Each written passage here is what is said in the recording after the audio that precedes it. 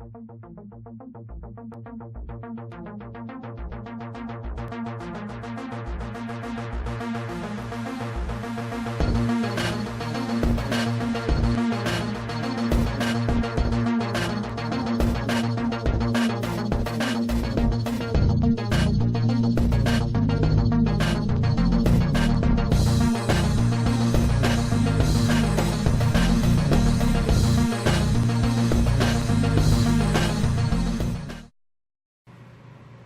everybody. The series of videos you're going to see are taken from my Facebook Live that I've been doing in the evenings of the build of this aircraft. Now, one reason I've done this is it's just so much easier to plug in my webcam to my computer, stream it onto my Facebook. People can ask me questions. So the videos you're going to see right now, you'll notice that sometimes I'm answering questions and it's not me hearing voices in my head. It's actually people on my computer asking me questions while I'm just building things. The reason I've done this is it just got too much work to try to record a video, edit that video. Sometimes I would have to edit sound into it because my camera's audio didn't work good with my external microphone audio, and it just became a pain in the butt. So what you're seeing right now is a series of videos of me building the airplane, but it's through my Facebook Live. Now, these first videos were really crappy quality and the audio was crappy, and as I kind of figured out what I was doing, it got much, much better. So understand the first series of videos you're seeing here are crap quality, but then they get much better toward the end. I have about 24 hours of videos I recorded over the last month and a half, and I'm going to try to get each one of them up as about 30-minute pieces or less here on YouTube. So thanks for watching, everybody. I love all my followers, I love all the emails, and I love all the support. Have a great day and rock on. So today what we're going to do is talk about basically Gorilla Glue and the way that I put things together. This is the tail half of the fuselage for the fraEMMAstein, which is really a Frankenstein airplane. And I want to explain a little bit about this airplane. I'm burned out on building big scale stuff that takes me 4 or 5 years to build. It seems like my last 2 big scale airplanes got so close to being done, but like the B-36 had some issues with the wings flexing, but a really nice gentleman bought the plane for an enormous amount of money that helped fund all my other projects. And the C-130 ended up the same way. A really good friend of mine who's a turbine fanatic is basically going to put 4 turbine propellered driven engines on the C-130. So it's going to be a real turbine C-130. He thinks they'll be flying in a couple of years. The money I make from that, though, helps fund the hobby because I don't have a lot of extra money right now. But the fraEMMAstein, so you kind of understand a couple of things about this aircraft. It's going to have about a 20-foot wingspan. It's going to weigh somewhere between 50 and 70 pounds. It's going to have 4 pusher engines, motors, 4 pusher Hacker A60-16Ls, turning 3-bladed 21-inch propellers. It's also going to have a motor on the very tail of it facing backwards. And that's going to be a motor that only runs when I am reversing when I land. So it's going to have 4 pushers, and then it's going to have 1 tractor in the back end, which will just turn in the air until I land. And when I pull my throttle back, almost like a helicopter, that will then become the reverser. So that motor will never run when the plane's in forward flight. But if I want to back the plane up when I'm taxiing, or if I want to land it and use it as a brake, that motor will run only to decelerate the airplane. I guess if I was flying the plane almost straight down and put that engine in full reverse, it would in some ways keep the plane from going too fast. I don't know. It's going to be really interesting. So the airplane's going to have really long flaps and very small ailerons, but it's going to have working spoilers. It's going to have working leading edge slats. And landing gear will not go up and down because that adds too much weight. And but what I want to talk about right now is what I'm doing with the tail of this fuselage. One of the things I've learned with building airplanes, and I know this sounds really simple, and I know a lot of people are going to say, well, you know, Damon, this is pretty much common sense. But the thing is you need to measure as much as you can. You need to make marks as much as you can. As you can see, I've already drawn, hopefully you can see, where each of my bulkheads are going to go. And I trial fit those. And I trial fit them 100 times before I ever glue it in. So on this foam, I'm actually going to glue this in here while we're talking. But I have measured, and remeasured. I've actually taken a test piece of foam, and when I put this bulkhead where I want, you know, is my thickness right for what's going to be on the bottom of the floor? You can't check too many times where you start gluing and cutting things. One thing about Gorilla Glue that cracks me up is how many people have no idea how to use this. This is a water-activated glue. If you just put Gorilla Glue on something and stick it together, you're relying on the moisture in the air to make it cure. So when I put Gorilla Glue on something, I wet it down and it will foam up. And the best way to know that if you did it right is you'll see a bead of dried glue, almost looks like a well when you're done. If you don't see that, you didn't get enough glue in there. So what I do is I have a bunch of weights that I use. Interesting story, about 15 years ago, I called up this metal place here in Indianapolis, and I asked him, do you sell scrap aluminum? The guy goes, yeah, come by and look at it. So I went by and looked at he had a pallet of all this aluminum, like 390 pounds of aluminum, but it had been like cut off the end of things, and it was just totally scrap. Like this bar right here is 6061 T65I. The original sheet was 48 7/8 inches by 96 inches, but they needed to lop off the end. So this piece of aluminum was part of that skid. So for 375 pounds of aluminum, I paid $200. And I've had that aluminum ever since then. I still have a boatload of that aluminum left. But what I like to do with these weights is just use them to anchor things. So what I'm going to do, and whoops, hang on a minute. One thing about this foam is make sure you peel the plastic coating off it before you glue it, because it can kind of become a pain in the butt. And some people don't even know this plastic's on here, but peel it off. Oh, another thing is don't make a whole bunch of important marks on this and then peel this off because you'll lose all your marks. I've done that. So what I'm going to do is take my Gorilla Glue here, and I'm just going to put me a nice little bead right down the middle of this. Just like that. Okay, it's pretty simple, isn't it? Then I take my trusty bottle of water here. I'm going to soak that sucker down. Okay. Then I'm going to try to line it up without getting it all crooked on where my lines are already. Then I'm going to take two weights. I happen to have a 30-pounder here and another 25-pounder. And I'm going to line these up to hold me exactly where I want to be. I'm going to line everything up just like that. And then I'm going to lay a couple of weights on top of this. And I will let this cure for about 1 hour. You've got about 15 minutes to work with, well actually about 10 minutes to work with this before it starts foaming up everywhere. Okay. Now, right now, nothing here is glued together except just this one former. This is the only one that I have glued together. Hang on, I want to see if there's any questions. The video going to blocks. Audio still works. Okay, well, I don't know why the video is not working, guys. That's interesting. I had no problems earlier with my video working absolutely perfect.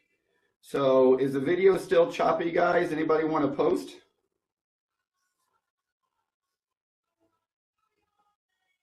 The video is back. Okay, I don't know what happened with the video. It might be, this is a different camera that I used earlier, because this is actually a better camera, and maybe it's overloading and dragging it down.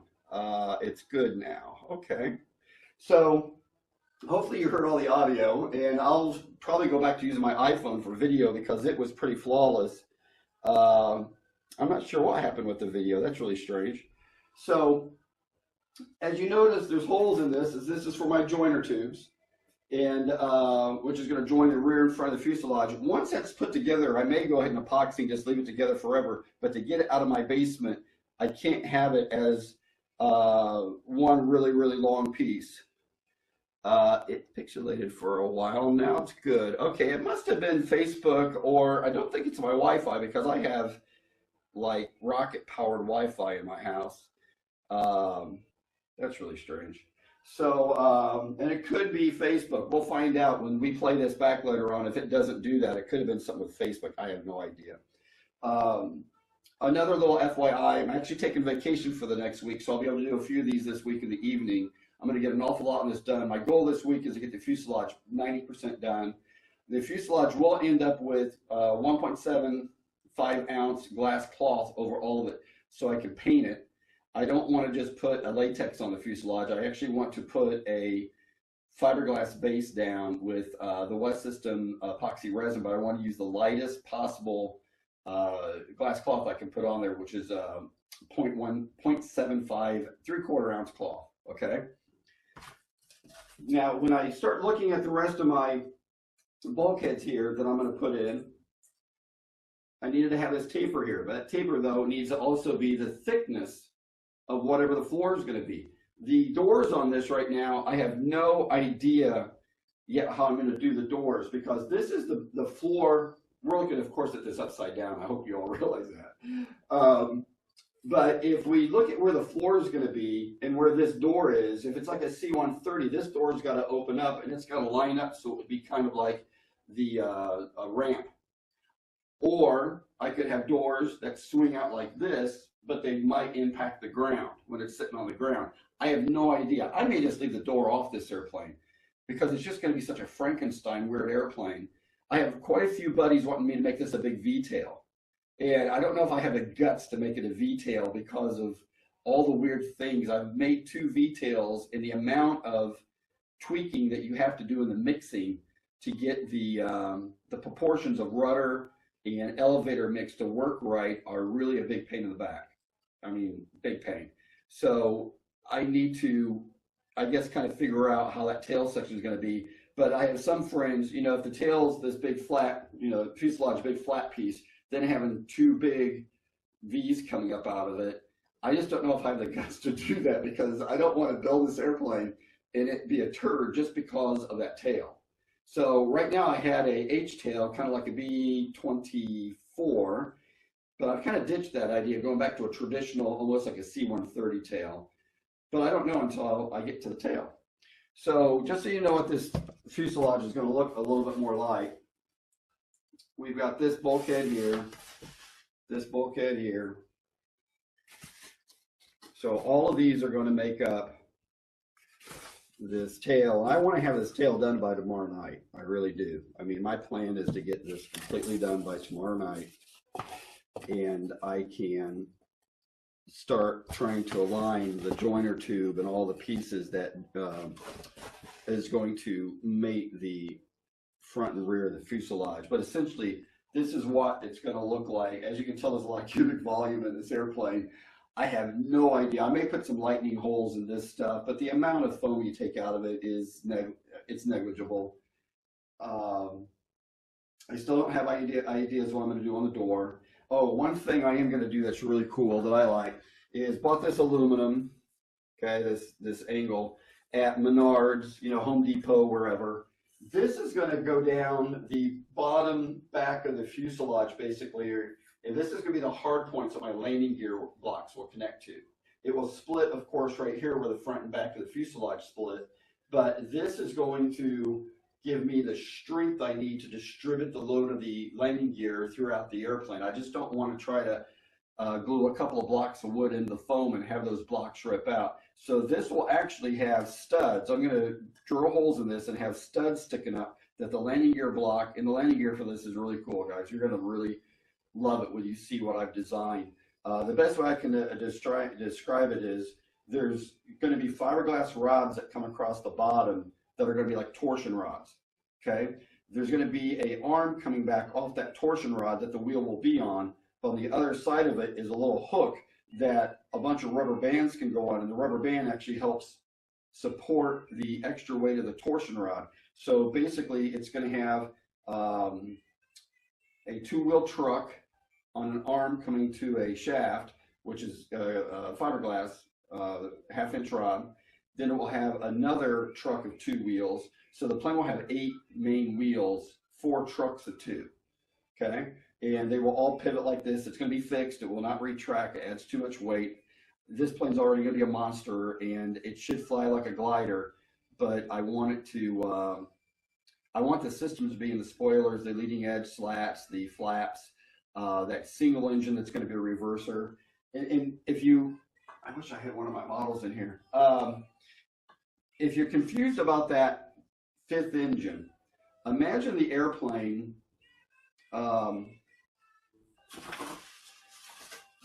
If you imagine, if you can,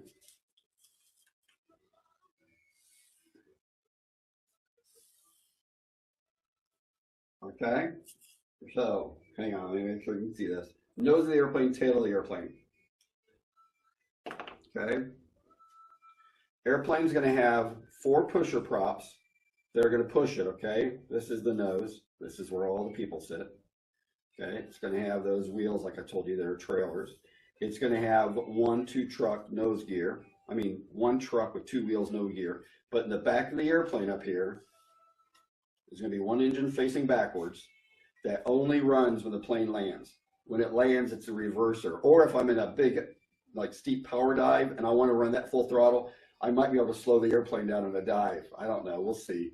But it's going to have 4 pushing and 1 a pulling backwards. I know that's stupid, but it's fun. Why not? Why not do it? I mean, this is already a turd of a project in the first place. Why not do it crazy? So let's see. How long have I gone? I've gone 15 minutes. Okay. So I'm going to try to do these a couple of times a week. I'm going to try to fix a time, probably either 7 or 9 o'clock at night. I've had a bunch of people send me emails saying, pick a time. Some people want 9 o'clock. Some people want 7. I'm not sure why 8. Maybe they're watching their favorite TV show. But, oh, and actually, if there's a way to, let's see if I can move the camera. Hang on a minute. This is really going to be kind of unprofessional here. But as you can see, that glue is already squirting out. And that's the Gorilla Glue reacting to the water. Okay?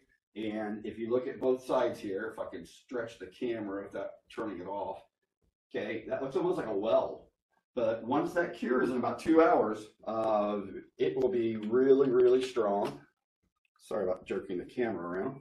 And hopefully, if I do this again tomorrow night, because keep in mind I'm on vacation for that next week. If I do this again tomorrow night at either 7 or 9, I'll update you on where all of this is, show you all the glue joints. Hopefully this whole thing is framed up and ready to start joining to the other part. Can you see that? Yeah. So these holes here are going to have my, hang on a minute. If you watched on my Facebook, I posted a brief video. Let's see how much noise I can make here if I drop these. So these are my 2 joiner tubes I made out of fiberglass yesterday. And these are the aluminum tubes that will go in them. Slides in there really nice. Okay, so these holes here are going to have this supported in it. They'll line up with these holes, and that's how the front and rear of the fuselage will come apart. So I think we've done enough for tonight. This is kind of like a beta test to see how this camera and all this works.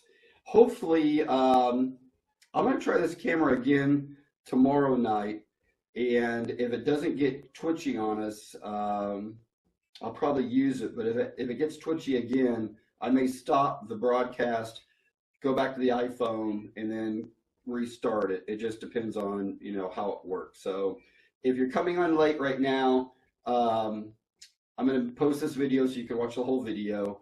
But in a nutshell, that's where we're at on the fraEMMAstein, which is going to have 4 pushers and 1 tractor motor on the back as the reversing system for when it lands. Thanks a lot, everybody, and I hope you enjoy this stuff. And oh, one last thing I want to explain. There was a little bit of, I don't want to ever use the word controversy because it wasn't a controversy, but on my Facebook, I get really sensitive when people post things they've never done. I had a gentleman one time trying to do something. He was really trying to learn. He was a novice, admitted novice, and somebody posted about using polyurethane and basically said they had used it for structural parts. I mean, I'm talking about basically the wing tubes that I made, or the joint tubes I made out of fiberglass. Somebody said, oh no, you could do it with polyurethane. And when they did it, oh, it sounds like the video went again. So sorry about that, but it's back now. You know, I don't know if that's Facebook or if it's my camera. I might try a different camera tomorrow night and we'll see what happens. But essentially, this guy made some wing tubes using polyurethane resin with fiberglass, and they were real weak. They were junk. The guy got really frustrated, and you know, I just hate seeing novices try something that somebody else has done. So I don't mind anybody that posts something on my Facebook when we're posting things, but if you haven't done it and you're not sure it won't work, don't post that you just think. Don't speculate. Let's help everybody who wants to learn, and let's make sure that we're you know, helping people that want to invent and create to be successful. Okay, everybody, thanks a lot, and see you again.